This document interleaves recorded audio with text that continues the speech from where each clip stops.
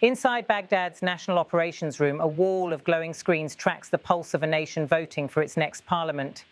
On this decisive day, every report, every image, and every number flowing across those screens tells a story, not just of ballots, but of security, coordination, and trust in Iraq's democratic process. Dozens of officers sit shoulder to shoulder, their eyes fixed on digital dashboards that display the latest updates from all over the country. From Basra to Mosul, from the Kurdish north to the western deserts, data streams in, showing percentages of voter turnout, registered incidents, and the readiness of security units stationed at polling centres. The atmosphere inside the operations room is tense but focused. The flicker of monitors reveals the faces of officers carefully assessing reports from hundreds of election-designated security points. These screens are not just indicators. They are a real-time reflection of how Iraq's fragile stability is being guarded minute by minute. National flags flank the room, the red, white and black of Iraq and the emblem of the Iraqi National Security Service standing side by side. It is a visual reminder that the nation's institutions are on full alert. Coordination centres across all provinces remain connected to this single hub in Baghdad, where commanders, analysts and communication officers oversee the entire operation. The technology in use marks a new phase in how Iraq manages national elections.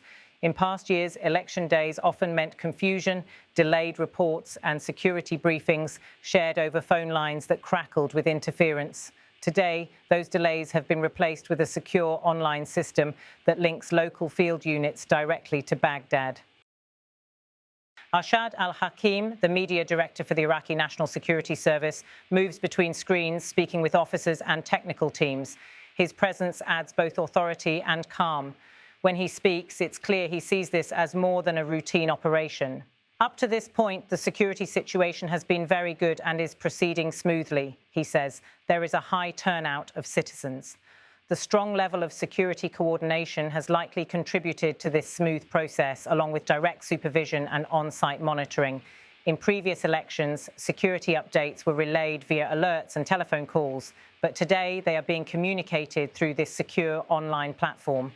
His statement underscores a larger transformation taking place in Iraq's approach to national security, one built on data, coordination and transparency.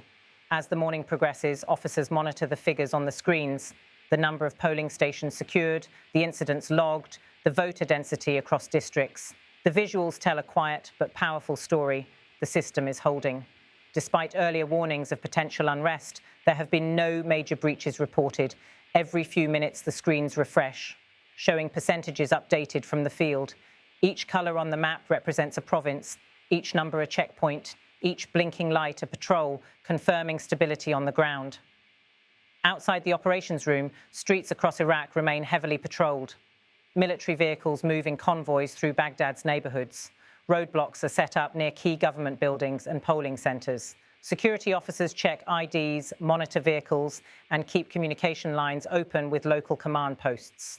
For ordinary Iraqis, this election carries significance beyond the usual political calculations. It is a test of confidence in the institutions that protect their right to vote. The memory of past violence, car bombs, armed attacks, and sectarian unrest still lingers. But today there's a sense that the system is adapting. Observers from the Independent High Electoral Commission and international organisations have been watching closely.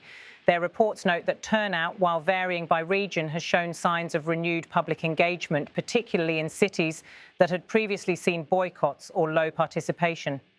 Inside the operations room, officers are aware that calm can be deceptive. The election process in Iraq is often most vulnerable in the hours after polls close, when results begin to filter in and political parties start to react. That's why the National Security Network remains on high alert, monitoring social media channels, regional communication lines, and even satellite imagery for signs of coordinated disruption. Arshad al-Hakim's team has built the system to detect anomalies automatically, unusual surges in reports from a single province, sudden communication drop-offs, or unverified messages spreading online. Every alert is flagged for manual verification before it reaches the command chain.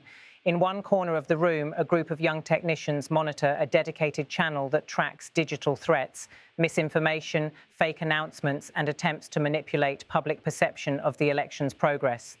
For a country that has suffered deeply from propaganda and foreign interference, information security has become as critical as physical security. The scene is one of coordination, military units relaying live updates, intelligence officers analysing trends, and media representatives preparing briefings for the public. Every component of this machinery has one goal: to ensure that Iraq's election unfolds without fear. In past elections, the story was often about violence and uncertainty, polling centres targeted by extremists, ballot boxes destroyed, voters intimidated. But this time, the emphasis is on prevention. Officials hope that real-time coordination will allow them to act before incidents escalate. Arshad al-Hakim explains that the system was developed after months of joint planning between the National Security Service, the Ministry of Interior, and the Iraqi army. It uses encrypted data links that feed into a centralized interface where analysts can visualize nationwide developments instantly. This, he says to a colleague while pointing to one of the main screens, is the heart of today's election. Behind those words lies a deeper sense of national responsibility. Iraq's democratic process has endured wars, foreign intervention, and internal divisions. Every election becomes a test of whether the institutions can hold together long enough to count every vote safely. Throughout the day, small updates keep coming in. A minor scuffle outside a polling centre in Diyala, a temporary power outage in Najaf, a traffic jam near Basra delaying ballot deliveries. Each incident appears on the national map, logged, categorised and resolved. Nothing so far suggests a coordinated attempt to disrupt the process. The officers in the operations room communicate quietly, occasionally exchanging short radio confirmations. The screens, meanwhile, continue to fill with data: voter participation rates, percentage of secured districts, incident response times. It's an impressive display of precision and calm, a sign that Iraq's security apparatus is learning to operate like a modern command network. As afternoon turns to evening, attention shifts toward ensuring the safe transport of ballots from polling stations to counting centres. Convoys are planned down to the minute, and every vehicle is equipped with GPS tracking. The data feed is visible in real time on the operations room screens, showing routes, speed, and arrival times. The longer the process continues without disruption, the more confident the officers become, yet they remain cautious.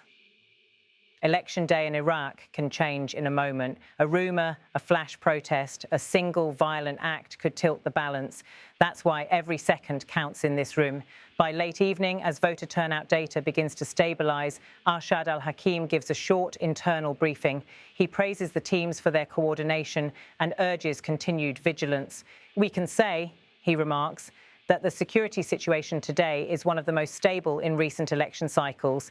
This reflects not only planning, but also the cooperation of the Iraqi people.